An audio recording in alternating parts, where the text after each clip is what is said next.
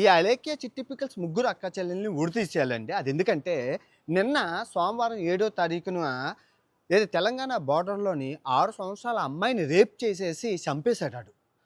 వాడి గురించి మీకు తెలీదు. ఎందుకంటే మీరు పచ్చడి.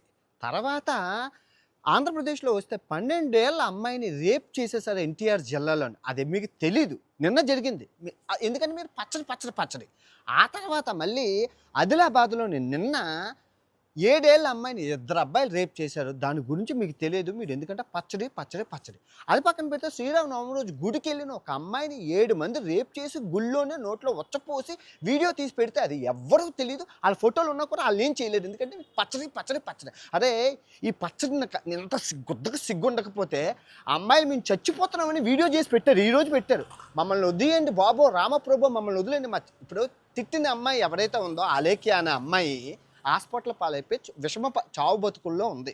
దేవుడు శిక్ష వేశారు. వాళ్ళ నలుగురు తండ్రులైన నలుగురు రోడ్డు పాలైపోయి అడుక్కు తింటున్నారు. పచ్చళ్ళ బిజినెస్ కూడా క్లోజ్ చేసేసారు. యూట్యూబ్ వీడియోలు కూడా క్లోజ్ చేసి ఆయన ఇంకా సావకుండా ఒక్కొక్కటి 10 వీడియోలు మొత్తం 10,000 వీడియోలు న్యూస్ ఛానల్ కూడా వాటి గురించే మాట్లాడుతున్నారు. ఎందుకంటే డబ్బులు ఉల్లిపాయలు టమాటాల కోసం. గుద్దకు సిగ్గుండాలి. పచ్చళ్ళు అమ్ముకున్నోళ్ళు, కూరలు అమ్ముకున్నోళ్ళు, పూసలు అమ్ముకున్నోళ్ళు చాలా ఇంపార్టెంట్ ప్రస్తుత సమాజంలో ఎన్ని వదిలేసి